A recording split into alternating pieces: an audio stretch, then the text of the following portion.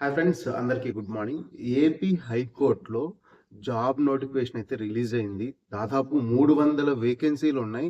So దీనికి salary ఎంత, last date ఎప్పుడు, ఏ విధంగా అప్లై చేసుకోవాలి, ఎగ్జామ్ సిలబస్ ఏ విధంగా ఉంటుంది, సో సెలక్షన్ ఏ విధంగా చేస్తారు అనే దాని గురించి ఈ వీడియోలో నేను ఇన్ డీటెయిల్గా ఎక్స్ప్లెయిన్ చేస్తాను. మీరైతే వీడియోని స్కిప్ చేయకుండా ఇన్ దాకా చూడండి. అలాగే ఫస్ట్ టైం ఎవరైతే మన ఛానల్ చూస్తున్నారో లైక్ చేసి సబ్స్క్రైబ్ చేసుకోండి.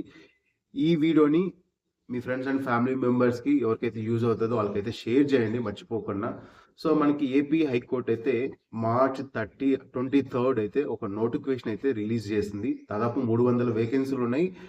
ఇక్కడ పోస్ట్ ఏంటంటే stenographer, section officer, senior system engineer, తర్వాత టైపిస్ట్, కాపీస్ట్, ఎగ్జామినర్, తర్వాత అసిస్టెంట్ లైబ్రరీయన్, ఇలా తర్వాత ఇంకోటి మెయిన్ ఆఫీస్ సబార్డినేట్, ఇలా చాలా పోస్టులకి అయితే దాదాపు 14 రకాల పోస్టుకి అయితే నోటిఫికేషన్ అయితే రిలీజ్ అయింది. సో దీనికి ఆన్లైన్ అప్లికేషన్ ప్రాసెస్ అనేది మార్చ్ 30th నుంచి ఏప్రిల్ 19th వరకు అప్లై చేసుకోవచ్చు.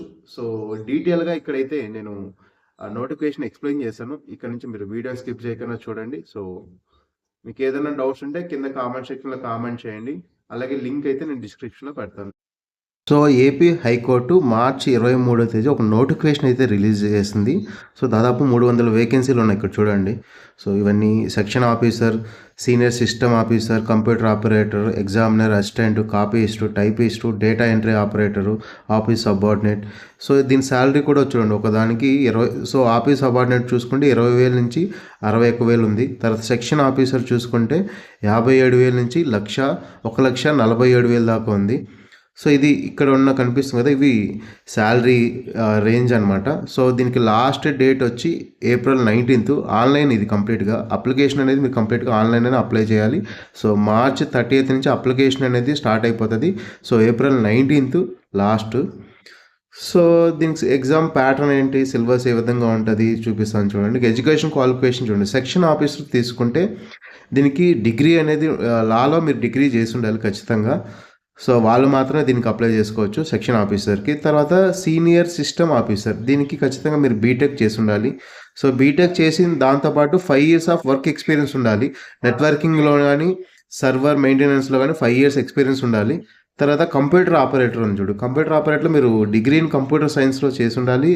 దాంతోపాటు మీకు టైపింగ్ టెస్ట్లో మీరు పాస్ అయ్యి ఉండాలి, హయ్యర్ గ్రేడ్ కంప్యూటర్ ఆపరేటర్కి. తర్వాత అసిస్టెంట్ లైబ్రరీని చూడండి, మీరు డిగ్రీ చేసి ఉండాలి, లా డిగ్రీ చేసి ఉండాలి. దాంతోపాటు ఇక్కడ must possess degree of BLISC. తర్వాత కంప్యూటర్ స్కిల్స్ ఉండాలి. ఈ విధంగా స్టీనోగ్రాఫర్ కూడా అంతే. సో ఇక్కడ స్టీనోగ్రాఫర్కి ఏమిటి, డిగ్రీ చేసి ఉండాలి ఆర్ట్స్ అండ్ సైన్స్లో. దాంతోపాటు గవర్నమెంట్ టెక్నికల్ ఎగ్జామ్ ఉంటుంది కదా, టైప్ రైటింగ్, అది పాస్ అయి ఉండాలి. ఆ విధంగా ఇక్కడ ఎగ్జామినర్ కూడా అంతే. సో ఆర్ట్స్ అండ్ సైన్స్లో చేసిన వాళ్ళు, లా చేసిన వాళ్ళు, కామర్స్ చేసిన వాళ్ళు అప్లై చేసుకోవచ్చు అసిస్టెంట్కి కానీ ఎగ్జామినర్కి కానీ. తర్వాత టైపిస్ట్ కూడా డిగ్రీ చేసి ఉండాలి, ఆర్ట్స్ కానీ సైన్స్ కానీ లా కానీ ఏదైనా డిగ్రీ చేసిన వాళ్ళు అప్లై చేసుకోవచ్చు. దాంతోపాటు టెక్నికల్ ఎగ్జామ్ అనేది టైప్ రైటింగ్లో మీరు పాస్ అయి ఉండాలి. ఇంకా లాస్ట్ డేటా ఎంట్రీకి అయితే కంప్యూటర్ సైన్స్ ఉండాలి మేజర్ సబ్జెక్టు. ఇంకా స్టీనోగ్రాఫర్ కూడా చూడండి, ఇక్కడ ఇన్ డీటెయిల్గా ఇచ్చారు. సో ఆఫీస్ సబార్డినేట్కి మాత్రం చూడండి, మినిమం 7th క్లాస్ పాస్ అయి ఉండాలి, లేదా ఇంటర్మీడియట్ ఫెయిల్ అయిన వాళ్ళు కానీ 10th ఫెయిల్ అయిన వాళ్ళు కానీ వాళ్ళు అప్లై చేసుకో. ఒకవేళ మీరు డిగ్రీ చేసినా ఇంజనీరింగ్ చేసినా మీరు మాత్రం దీనికి అప్లై చేసుకోలేరు ఆఫీస్ సబార్డినేట్కి. సో ఏజ్ లిమిట్ వచ్చి 18 to 42 years. అలాగే ఏజ్ రిలాక్సేషన్స్ కూడా ఉన్నాయి. సో నెక్స్ట్ ఎగ్జామ్ ప్యాటర్న్ ఏంటి ఇక్కడ చూడండి. సో వీళ్ళకందరికీ సెలక్షన్ ఏ విధంగా చేస్తారంటే ఒక రిటర్న్ ఎగ్జామ్ ఉంటుంది. సెక్షన్ ఆఫీసర్కి ఏమో డిగ్రీ స్టాండర్డ్. సో సిలబస్ చూడండి, general knowledge 20 marks, mental ability 10 marks, law and 50 marks, total 80 marks ఉంటుంది. తర్వాత మిగతావి రోల్స్ ఉన్నాయి కదా, senior system officer, computer operator, assistant librarian, stenographer, typist, copyist, వీటికన్నిటికి కూడా స్టాండర్డ్ డిగ్రీయే. So general knowledge 40 marks, mental ability 40 marks.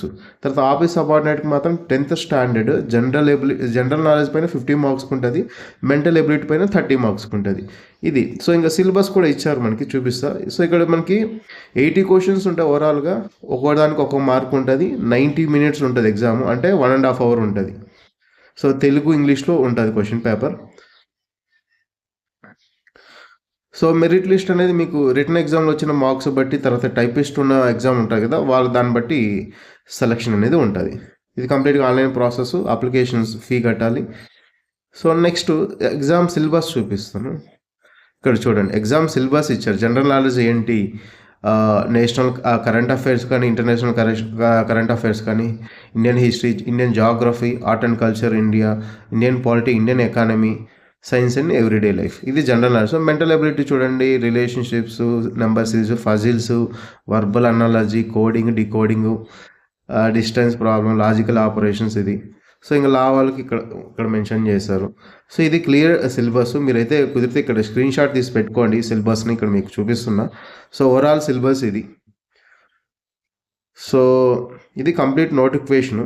So ఇది కంప్లీట్గా మీరు ఆన్లైన్లో అప్లై చేసుకోండి. సో ఏపీ హైకోర్టు ఉంటుంది రిక్రూట్మెంట్ చెప్పి గూగుల్లో టైప్ చేసినా మీకు లింక్ వస్తుంది. ఇంకా మీకు ఏదైనా డౌట్స్ ఉంటే కామెంట్ సెక్షన్లో కామెంట్ చేయండి.